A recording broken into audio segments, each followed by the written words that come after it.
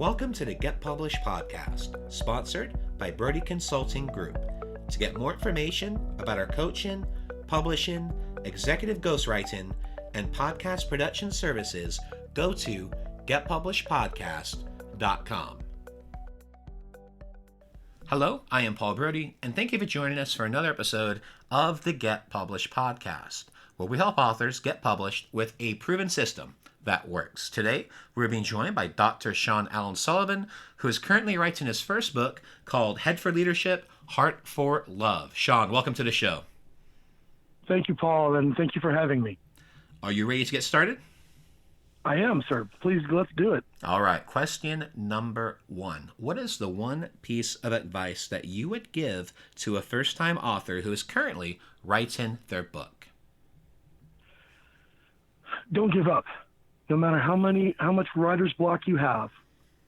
And one way to do that is write what you know, not what you don't know. I think and that's... by this, I mean...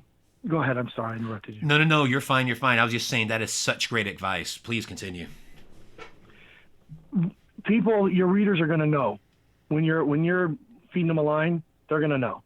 And it's going to devalue your book and your authority if you write about things that you don't know. I like to travel, but I don't travel much. So I don't write about travel. I write about leadership because I know leadership. I know what it means to be a good leader. I know what it takes to be a good leader. And I also know what it is to be a bad leader. But I also know what it means to be human and how we have the ability to change. And leaders can change. And that's why I'm writing the book, Head for Leadership, Heart for Love. And what do you feel is the hardest part so far about getting published? Honestly, the rejection by publishers. Now, I do understand why they do it. And so no disregard or disrespect to publishers. I really do understand why they have to do it and why they're so particular. Thankfully, today we have self-publishing and print on demand, which is the route I plan to go. Yeah, it's amazing how things have changed in the last few years and how more and more people are going the self-published route. And the thing is, it's just as good as any traditional publisher. I agree, 100%. I've gone to several publishers and I've been turned down. I think I've submitted 100 queries, and every single one has been turned back to me. Not because of the content or of my book, just because they didn't have the bandwidth or the lane, or frankly, they weren't interested. And I totally understand not being interested. If a book doesn't interest me, I'm not going to read it.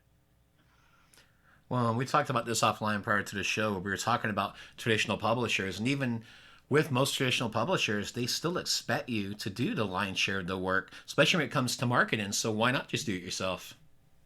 Agreed. If I'm going to do all of the work, then I want all of the money. not to be blasé about it, but I really do. I don't want to share it if I'm going to do all the work. Absolutely. Well, let's talk a little bit about marketing. So please share a marketing strategy that you plan to use in your book launch that you feel is going to work well. I have two, actually, if you don't mind. I like social media platforms. You need to build a following.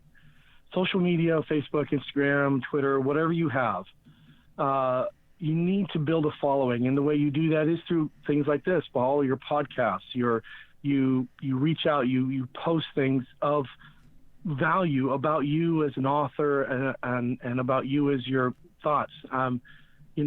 If you're posting about, I hate to say this, but if you're posting about dirty laundry from some other people, then you find a different social media platform to do your book work on. And also local networking events.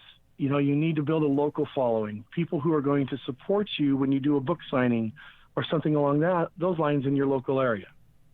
Plus, you never know who you're going to meet in one of those networking events. Well, and you are totally preaching to the choir, because I always believe in having a multifaceted approach when you launch your book. Not just utilizing social media, not just utilizing going out locally, but utilizing both of those, where you want to meet people locally and talk about your book. Because I guarantee when you go to an event and you introduce yourself as a published author or a best-selling author, or that you have this book that's coming out, it gets people's attention, because most people in the back of their head always have wanted to write a book. So they get to know someone who has either already published a book or has this book coming out. It's really powerful. I mean, when I go to chamber events, when I say, hey, I'm a 13-time best-selling author, I mean, people just look at me like, wow, how in the world did you do that? Where I'm still trying to get this one book out. And then you're able to build those relationships, talk about that process, and get them involved in your next book launch to help boost your own book. Exactly. Exactly. When you mentioned social media too, so podcasting, blogging, guest blogging, Facebook, Twitter, LinkedIn, and I love how you talked about too about not putting the drama out there. Like with me, the only drama you'll ever hear from me is if I'm grumbling about the Cowboys losing the game. Other than that, I mean, there's no point in doing drama, dirty laundry, politics. That's one thing I always tell people too. For those that are out there that are posting political stuff, and to me it doesn't matter, Republican, Democrat, whatever you are, you're entitled to your opinion, totally respect it. But when you do post things in those areas, you are essentially offending half your base. So that's one thing I always recommend, especially to my clients, is especially right now with election season and everything else that's going on, is to stay away from the drama, stay away from the political stuff, because you're going to alienate half your audience no matter how you feel in regards to it. So focus on the positives, focus on the books, focus on content, focus on giving things of value, because there's more than enough out there from other people that they can mess with that stuff. I agree 100%, Paul. I don't actually. If it's not positive and uplifting, I don't post it on Facebook. Mm-hmm. I'm very, very cautious about what I say and don't say on Facebook. And I actually have this mantra I practice, and the mantra is this: is that does what I post bless somebody? Yep. If it does, then I'll post it. If it doesn't, then I won't. Yeah, as far as I get to grumbling, it's usually about a sports team. Whether it's the Cowboys, Manchester United, or my Texas Longhorns, it's always about the sports teams. So that usually is very relatable. I get it. The team I favor up here is the Hawks. Yep. What can I say? But it is what it is.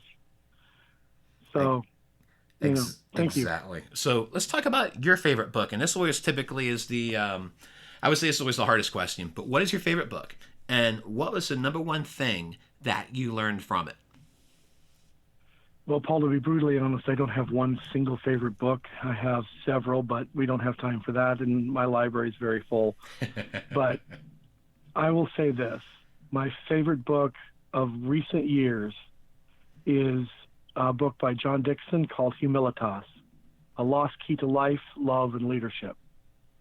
And the reason I like that is because it teaches you that humility is the way to live a good life, to love unconditionally, and to lead with unparalleled excellence. I like it. And what I learned from it was exactly that: to lead a full life, to love unconditionally, and to lead with unparalleled excellence. That's what I've learned from it. Well, for a final question, what is your favorite quote and why? So this quote actually came to me through a process of my doctoral work in organizational leadership. And I'm giving you the why first before I give you the quote, just so you have the backstory. I would normally go to a coffee shop and, do writing and everything. And when I was originally doing my dissertation was on cyber ethics and massive multiplayer online role-playing games, read World of Warcraft, which in my estimation, the universe and God kind of chuckled at and said, that's nice. Until one day, I read a quote by a gentleman by the name of Cornel West, or Dr. Cornel West out of Princeton. And the quote said this: you can't lead the people if you don't first love the people. You can't save the people if you don't first serve the people. That completely and radically changed my entire approach to my dissertation. I scrapped the first 3 years of all the work I had done and started over. And then I eventually published my dissertation on leadership. And from that is what I'm building my book, Head for Leadership, Heart for Love. Well, Shaun, I want to thank you for being a guest on the show. What is the best way for people to find you online? They can find me online at semnosgroup.com. That's SEMNOS group.com. Well, Shaun, I want to It's thank... a simple No, sorry, go ahead. it's a simple web page. It's only one page. It's got a form where they can contact me. I don't believe in putting a bunch of content out there. If people want to know more about me and want to engage with me on leadership, the best way to do that is by dialogue and conversation, not by way too much web content. Absolutely. It's just about making those personal connections. Absolutely, sir. Well, Shaun, I want to Thank you. I want to thank you once again for being on the show, and I wish you all the best in your author journey ahead. I appreciate it, Paul. Thank you very much, and best to you and yours in your journeys, as well as your current, whatever book you're currently working on. And I look forward to actually reading that book, and some of your others as well. Thanks again for joining us today. To learn more about how you can be featured in our brand new Get Published business book, go to getpublishedpodcast.com.